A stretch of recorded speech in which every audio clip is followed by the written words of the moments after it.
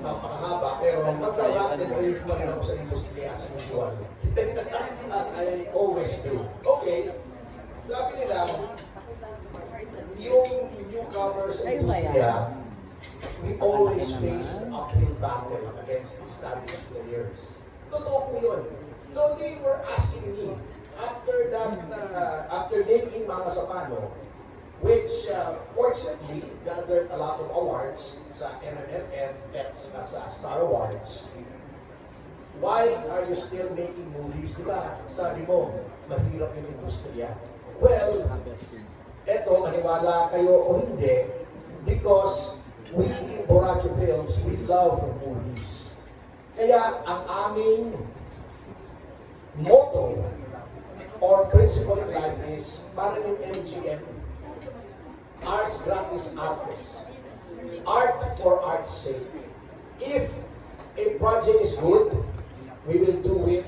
Secondary na lang kung kumita o hindi. Anyway, ang pelikula sa ngayon, you have a 50-year copyright. Parang bumili ng condo, you use it for 50 years.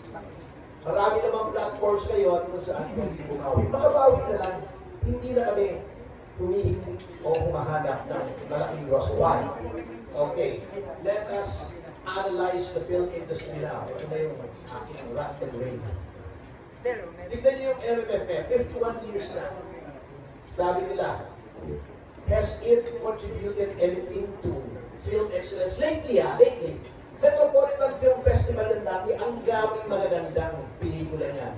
Yung social message, dyan lumabas yung Paradise Inn, dinigin mo ng hamok, ang Pakaw na Lupa, ang daming magagandang, Jose Rizal, Aurora, ang daming maganda dyan eh. Pero lately, ang problema kasi, you have placed in the movie industry, at least the Metro Manila Film Festival, in the hands of people who know nothing about movies. Bakit sa MMDA mo binigay? Anong alam ng MMDA? In fact, legally questionable pa nga eh. Na MMDA nagpapatakbo niya. Kasi kung titignan niyo yung charter ng MMDA, wala naman sa functions ng MMDA na magpatakbo ng film festival. Dapat i-reform yan. Lagay niyo sa Film Development Council of the Philippines yan. Lagay niyo yan doon sa National Commission for Culture and the Arts, may division yun on motion pictures. Yung nakakaalam.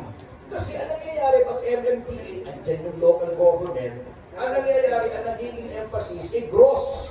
Bakit? Kasi may share yung local government. You are emphasizing gross over greatness. Ano nangyari? Mediocre yung mga resulta ng ibang films. This is supposed to be a festival. Kung ulit-ulitin ko, okay naman, there are films for every taste. May mababaw na film, may malalim na film, may malalim part of the industry. Pero pag festival, ang utang na loob naman, it was the best. Kaya ngayong, di ba may mga festival, yung Sundance, Cannes, Toronto, Venice, yun yung mga big five film festivals. Yung best, not necessarily yung most commercially viable. Ano nangyayari? Kita nyo, yung last MMFF na.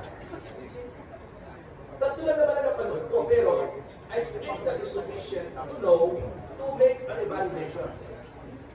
Maganda yung Call Me Mother. Although, yung story niya, derivative ng ang tatay ng nanay, 1973. Diba? Call Me, Nino Bulang, directed by Lino Broca. O parang yung last film device, yung End of Red Witness, derivative na ano, yung ang higit sa lahat, Rogelio de la Rosa, 1955. Ang lakas kong manood ng pelikula, and I remember them all. Okay na nga yung derivative eh. Pero okay, maganda yung acting device to be fair. But over Piolo Pascual sa Manila Spiders, no way! No way! No effing way! Oh. Yung Manila Spiders, in-ignore nila. Bago nung nagrarant ako sa social media, sabi nila, si Piolo nga mismo masaya na nanalo sa bahay. Siyempre, nasa industriya siya. Ako outsider. Siyempre, hindi ko pwede i-criticize yun nasa loob. Kaming mga luko-luko na gumagawa ng pelikula on the fringes, kami magsasabi ng totoo. Kaya 51 years na ang MMFF, nasaan ang Pandion mo?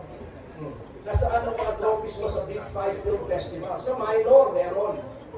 Paano kang mag-elevate ng taste ng Pilipino if you keep feeding them this in? Yung bata, kung isa bata, pinakain mo ng instant noodles, pag pinakain mo ng kabyat yan, at saka ng foie gras, hindi nila magugustuhan. Hindi pwedeng ganon ang industry. Otherwise, of course, there's very little that I can do about it, except once in a while, hanggang kaya ko, dahil hindi naman po itong bread and butter ko, buti kung maraming siraulo katulad ko, na gagawa ng pelikula without regard as to commercial viability, basta maganda, para sa akin, gagawin. But, alam niyo po, di ba sabi sa Biblia, to whom much is given, much is asked. Kung malaking player ka na, katulad ng ginagawa ng GMA7, nag-Coserizal sila, ang Viva, magagandang project sila. Aurora was a very good movie. The Leader was a very good movie. Mag-isa-isa meron, I'll Never Not Love You is one of the best movies of the decade. Kaya lang, may responsibility kang i-elevate yung taste. Otherwise, para yung gym ito, nalalaki na naman ito. Kung puro 10 pounds yung weight mo, hindi nalalaki ang kaman mo. Kahit masakit, yung 20 pounds ka, mag 30 pounds ka. You have to mold the taste of the public for excellence, which is what we're trying to do.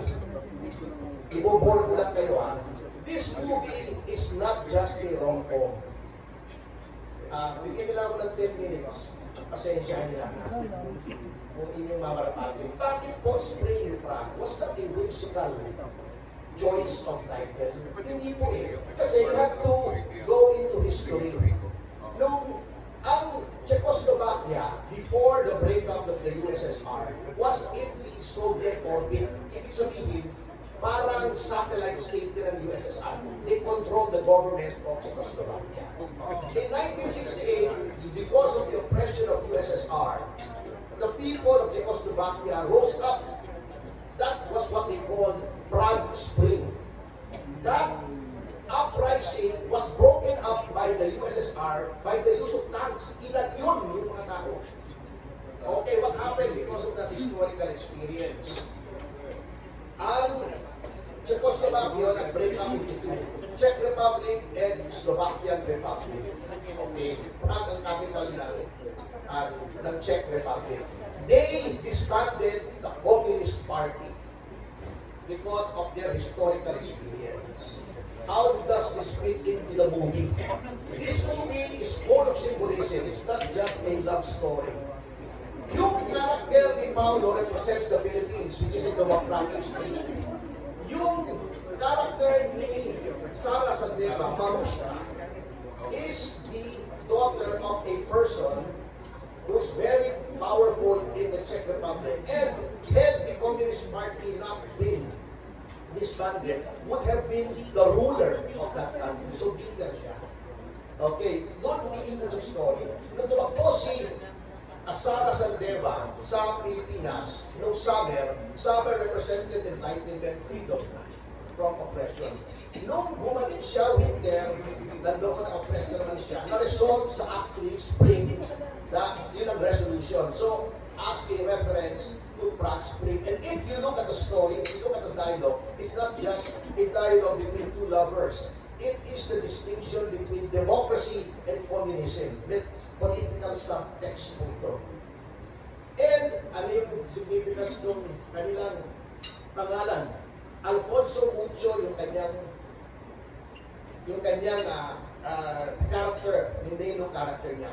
Alfonso Mucha in the Czech Republic was a painter who was a freedom fighter. Ang asawa niya si Marushka, yung pangalan ng character ni Sara Sandeva. The fact that they met, they were trying to ascribe it either to fate or destiny. Ibig sabihin, divine intervention na hindi pinaniniwalaan ng tatay ni Marushka because he is a godless communist. Walang Diyos sa komunismo. So, this is not a straight love story. This is a fairy tale. A distinction between freedom and democracy and an authoritarian government. So yun po ang pelikula namin. Marami pong layers of symbolism yan. Ginagaya namin yung mga symbolic films like Citizen Kane or the original Blade Runner. Yan po ang pinukuha namin o Battleship Potemkin. Or basta, it is a movie that will bear repeated watching. So yun po ang ginawa namin movie. It is not just here to entertain ng sandali. Yan, panoorin niyo ulit sa TV. It will bear repeated watching. It will have you looking for symbols all around, dun sa mise en scene. It will help you look for symbolisms and allegories in the dialogue and in the situations presented by the movie. So yun po ang ginawa namin movie. Kaya matagal kami gumawa ng movie Ha? Kasi iniisip po namin every scene, every camera angle, every prop, every piece of dialogue is well thought of. So yun po ang aming aim. Kumita kami, fine, gawa ulit. Hindi kumita, baka may magutuwa kung sulugan ulit, gawa ulit ng isang magandang movie. But the important thing is, nakagawa po kami ng movie. Because a lot of movies, when they were first shown, were not appreciated. Citizen Kane, lost money. Heaven Can Wait, lost money. Ang dami po na naluging pelikula, pero as time went by, na-appreciate po sila. So, yun po ang aim namin. We're a small player, but we aim to elevate. Hopefully, may ma-influence kami na mga ibang filmmakers. Meron naman pwede na mga filmmakers na gumagawa na. Tulad yung West okay naman. Yung Manila Smile, sumugal sila. Ayun, parang mamasama na hindi na-appreciate sa Metro Manila Film Festival. Kasi hindi naman po na-appreciate ng mga gandang movies. Kasi nakatuon sila kung anong kita. Hindi naman gano'n ang film festival. At ang film festival po, equal ang allocation ng theaters. Hindi yung ititigil mo. I attended the Zurich Film Festival as an observer. I attended the San Sebastian Film Festival. Ang pa kasi Brad Pitt. Kinaway ang mga ako. Hindi, lahat kasi kinakaway niya. Lahat ng tao. Kinaway niya ako. Nandun ako Pagka doon, nakaschedule na yung movie, ayun na yun. Hindi mo na i-cancel ang screening noon. Ganun po yun. Hindi yung, hindi ko nakikita dito, tanggalin na namin. So, mali ang palakad ng Metro Manila Film Festival. And as long as the situation persists, do not look to give any progress to the film industry. At last na po, sinasabi nila, kumikita naman Although, mas mababa daw ang gross this year, Alam niyo po, ang industry ay hindi artista lang, hindi producer lang, hindi scriptwriter lang. Dapat po ang industriya kasama yung mga nasa laylayan, so to speak, to use the favorite word of Lenny. Yung mga extras, cameraman, mga best boy, grip, clapper, mga scriptwriter din. Dapat dyan lahat umuunlad, hindi lang yung lead stars, hindi lang yung producer, kasi industriya yan Otherwise, walang mangyayari po talaga. At tulad sa Hollywood, nagpa-profit sharing na sila sa lahat ng mga production crew. Pag kumita na ganito, may share yung mga ganon. Since wala namang gagawa dito noon voluntarily, siguro, kung magagawa tayo ng batas na gano'n, pwedeng gawin natin. The industry is not just the leads or the producers. It is everyone involved in making a film. Yan po that's what we hope to achieve in our own small way dito sa Boracay Films. Thank you po. Thank you very much, Tori, for that wonderful. Alam mo yung wisdom when it speaks, you know it Kasi again, movie is not about flexing, sinasabi. It's not about the artist. It's about the storytelling. Diba? Yun ang pinaka-importante. Kung makikita natin yung pattern ng Boracay from Mama sa Panahon, it tells a story. So, sa pangalan pa ng character, may kwento na. So, yun po yung mga ilulook after natin. Supposedly, yun po dapat ang mga susuportahan po natin mga pelikula. Now, I guess our director is online. Pakinggan po natin a short, perhaps a message from Direct Lester. Hello, hindi po ba ako? Yes, Direct. Hindi po ba ako? Yes, Direct. Go ahead. Yes, Go ahead. go ahead. Hello ba ako? Ayun ka ako. Yes, direct. Okay. So, sister ko, kung hindi na sister natin, may nagkakaroon ko sa kaya yung leader ka sana. Sige nga, tanong ko, hindi ko na lang, kasi yung proseso, kasi kaya sabi ka morning, medyo, hindi man pinagkakaroon nila sa ating gabi, pero kung maaari, karanta kasi kaya ko ay inililin nila sa basic and Philippines. Yung kanilang 50th food tracing anniversary between Kwan and Philippines. Kaya yun po, sana po, tulungan tayo. Ang pelikula po ginawa ang gilan ko sa Basil, ito ay kahit ang sabi at warning, ginamit na rin ang symbolism. Ano naman po, sa pagpa-selector, ginamit ang po ng export, pa-character. So, as ko naman pala, symbolism, metaphor. So, pero yun nga, ang sana ko kahit paano, nagustuhan ng mga ibang manonood, inikipuan ng pelikula Pilipino, alam mo iba yung nasa layunayan niya ng gusto niya natin, kukumpara din ng industriya, pero yun nga, saan po dalo mabuti, lahat. Tulog-tulog po tayo, iniiwasan ko yung pagkasap ko, marami siya naman po at gusto po na wala yan. Dito na po mag-online ng kwak. Po. Pasensya na kayo, idol na si BBM, kaya ganun siya magsalita.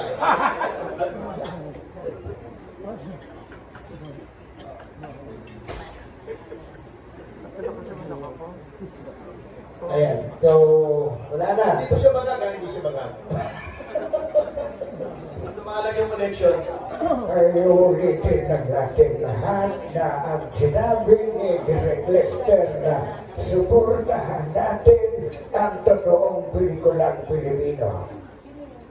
Hindi po ba naiintindihan? Mga kaibigan, eto na. Ipapakilala natin ang ating mga makakasama ngayon. Siyempre, unahin natin, siyempre, napakagaling pinahangaan natin. Attorney Fernito Basio, talapakan po natin.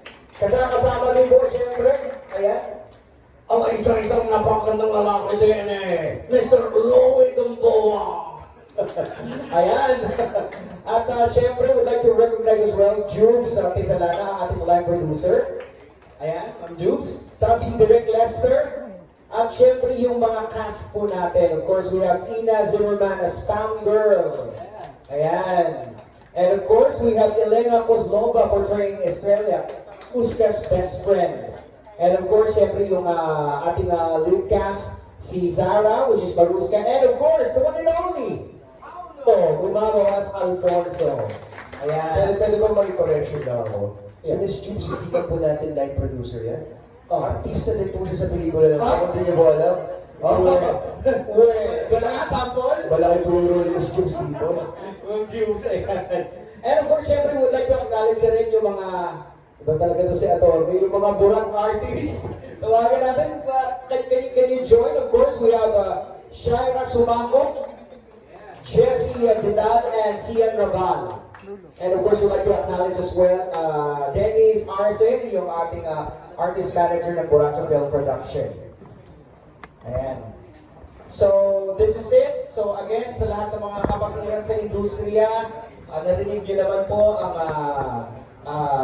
words from Atty. Topacio that the film is not about flexing about the artist, about it's yung pinaka-importante yung story. It will tell a story, you will learn and you will think.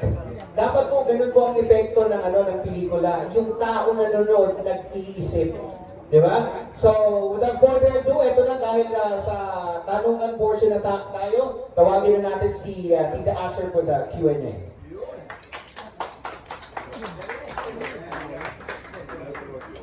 Thank you. Good afternoon, everyone. Magandang hapon sa inyo lahat. And of course, belated Happy New Year to our cast and of course, on behalf of Buracho Films.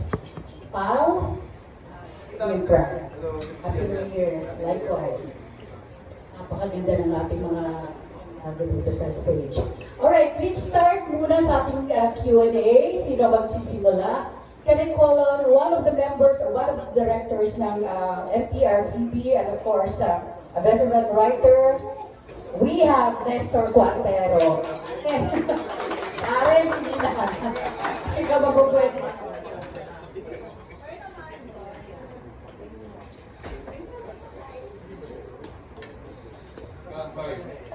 Good afternoon. Ines, Yeah. I love your book, by the way. Make another one. Thank you very much.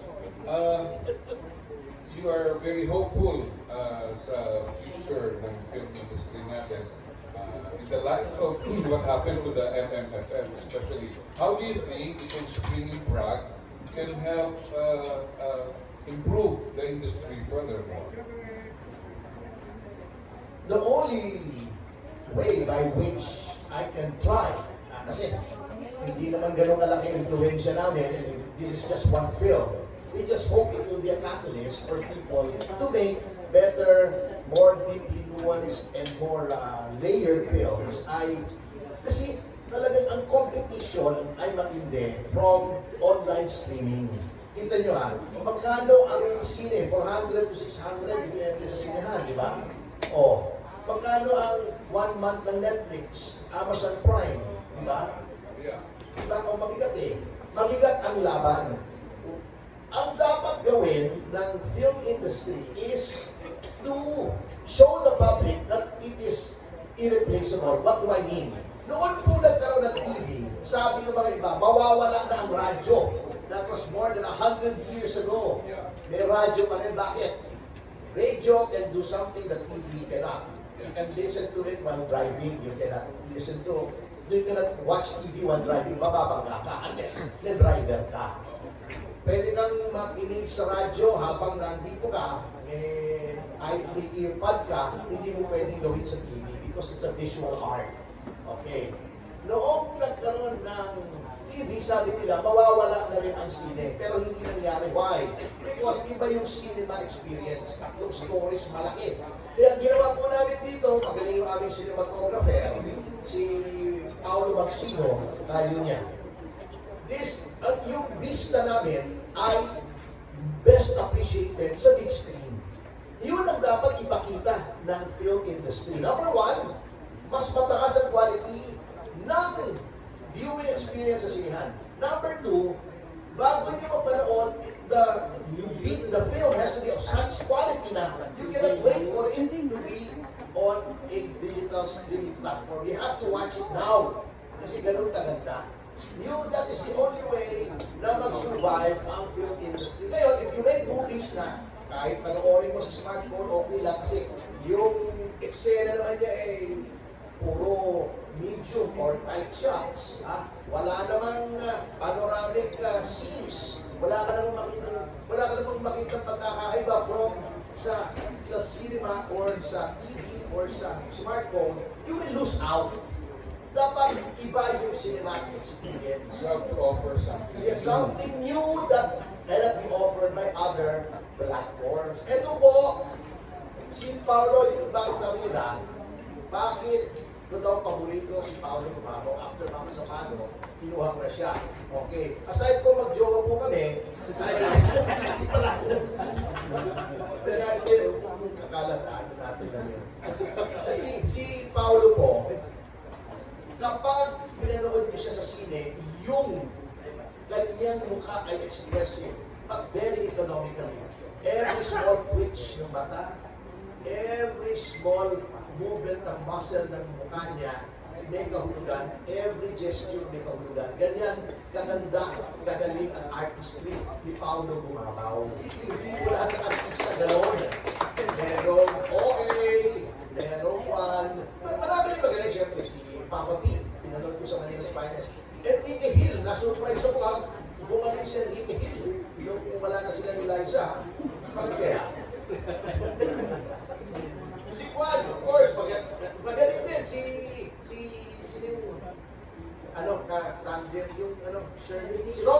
Romney. Okay, galing na ngayon, They were all good there. Kaya nagtataka ako, bakit hindi best picture yun Hindi, di ba?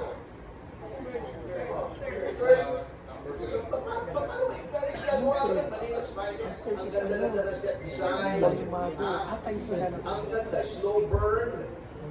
Talagang international quality. It is what a movie should be. Wala na-appreciate. Paano nga kaganahan. Ang nangyayari, is common denominator. So, yun ang dapat i-offer ng movie.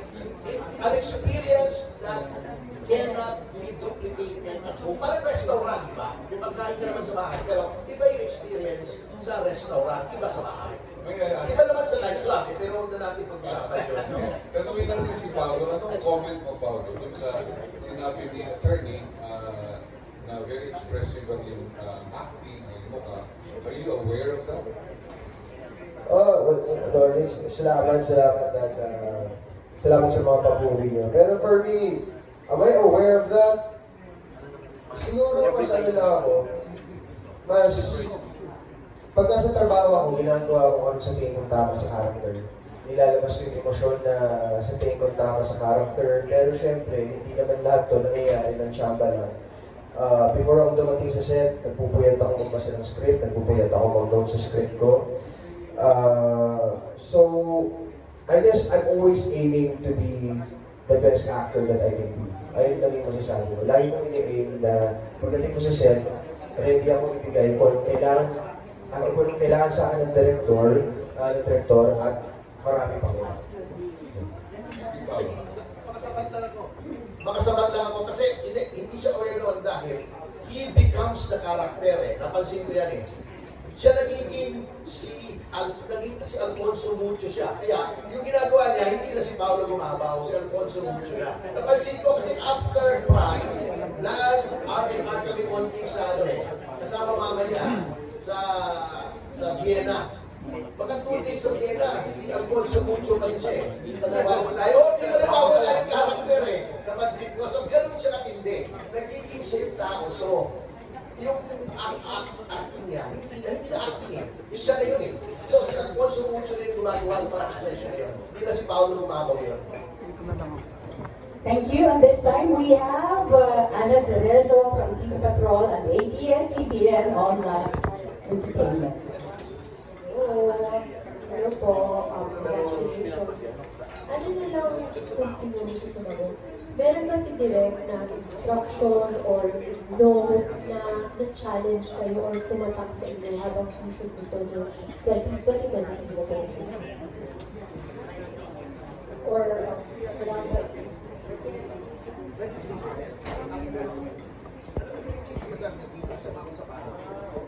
Hindi pa rin sinabi ko sa mga press kanina. Sabi ko 2022, tapos 2023. 2023 pala, tapos 2024. Okay.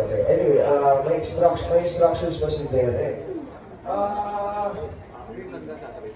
Siguro, yung isa sa part na na-challenge kami sa pelikula na to is we had to show the differences in culture sa dalawang character, kay Alfonso at saka kay Marushka. So, nag-try kaming mag-isip ng mga iba't ibang paraan.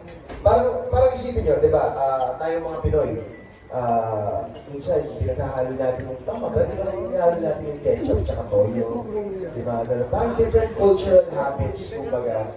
Doon kami na-challenge na maghanap ng specific characteristics ng each of the characters para ma-highlight doon sa film. And, despite of all these differences in habits or in culture, nagsama pa rin yung dalawang characters at nag-click pa rin sila. Siguro yun yung pinaka-challenge din sa movie.